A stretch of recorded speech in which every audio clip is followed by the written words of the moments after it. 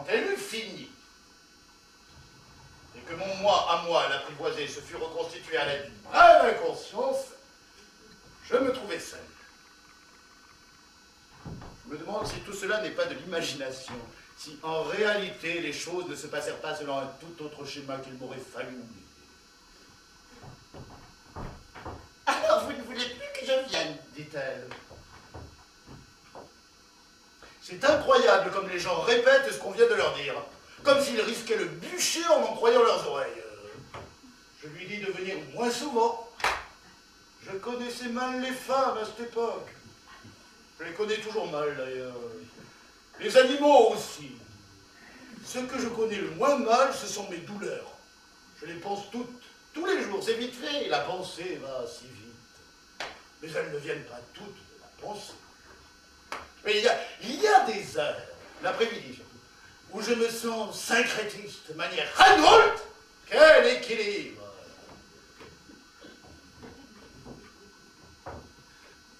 D'ailleurs, je les connais mal aussi, mes douleurs.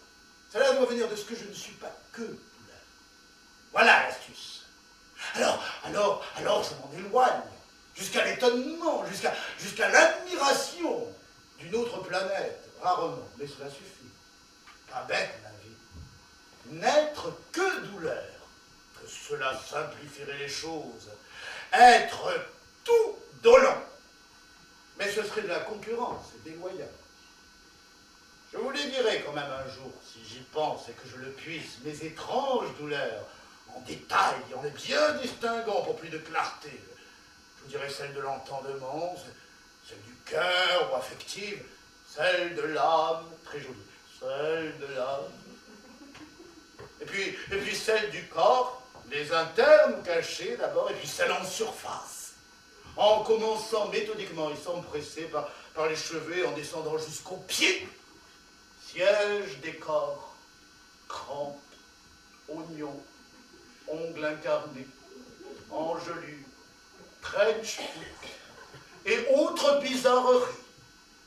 Et à ceux qui seront assez aimables pour m'écouter, je dirais, conformément à un schéma dont j'oublie l'auteur, ces instants où, sans être drogué, ni sous, ni en extase, on ne sent rien. Alors, naturellement, elle voulait savoir ce que j'entendais par de temps en temps. Les 8 jours, les 10 jours, les 15 jours. Je lui dis de venir moins souvent, beaucoup moins souvent. De ne plus venir du tout, même si cela se pouvait. Si cela ne se pouvait pas, de venir le moins souvent possible. D'ailleurs, le lendemain, je quittais le banc. Moins à cause d'elle, je dois le dire, qu'à cause du banc. Car les premiers froids de l'hiver se faisaient sentir. Et puis pour d'autres raisons dont il serait oiseux de parler à des couillons comme vous. Et j'allais m'installer dans une étable à vaches repérée au cours de mes courses. Elle était située dans l'angle d'un champ qui exhibait à sa surface plus d'orties que d'herbe et plus de boue que d'orties, mais dont les sous-sols recélaient peut-être des qualités remarquables. C'est dans cette étable à vaches, pleine de bouses sèches et creuses, qui s'affaissait avec un petit soupir quand j'y piquais le doigt, que pour la première fois, je dirais volontiers la dernière si j'avais assez de morphine sous la main, j'eus à me défendre contre un sentiment qui s'arrogeait peu à peu dans mon esprit glacé. L'affreux nom d'amour.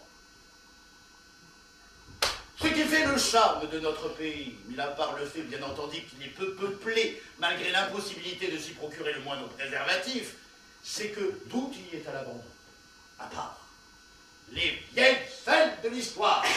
Alors celles-là, on les ramasse, on les empaille, on les promène en procession. Partout où le temps a fait un beau colombin dégoûté, vous verrez nos compatriotes accroupis, reniflant, le visage enflammé. C'est le paradis des sans-logis. Voilà ce qui explique mon bonheur. Tout invite au prosternement. Je ne vois pas de lien entre ces observations, mais qu'il y en ait un et même plusieurs ne fait pas de doute pour moi. Mais lesquels? Oui, je l'admets. C'est le nom que je donne. Je donne d'ailleurs toujours à tout ce que je faisais à cette époque. Je n'avais pas de données là-dessus, n'ayant jamais aimé auparavant. Mais j'avais entendu parler de la chose, naturellement. À la maison, à l'école, au bordel, à l'église. J'avais lu des romans en prose et en vers sous la direction de mon tuteur, en anglais, en allemand, en italien, en allemand où il en était fortement question. J'étais donc en mesure de donner un nom à ce que je faisais quand je me voyais tout d'un coup en train d'écrire le mot Lulu sur une vieille gousse de génisse. Ou que, couché sous la lune, dans la boue, j'essayais d'arracher les orties sans en casser la tige. C'était des orties géantes. Il y en avait d'1 mètre de haut. Je les arrachais, ça me soulageait. Et pourtant, c'est pas dans mes habitudes d'arracher les mauvaises herbes. Au contraire, j'en rencontrais du fumier, plein la lampe si j'en avais. Les fleurs, c'est une autre affaire. L'amour vous rend mauvais, c'est un fait certain. Et de quel amour s'agissait-il au juste? De l'amour-passion? J'ai du mal à le croire, car c'est bien l'amour-passion, le satyriaque, n'est-ce pas? Ou est-ce que je confonds avec une autre variété? Il y en a tellement, n'est-ce pas? Toutes plus belles les unes que les autres, n'est-ce pas? L'amour platonique. En voilà une qui me revient à l'instant, c'est désintéressé.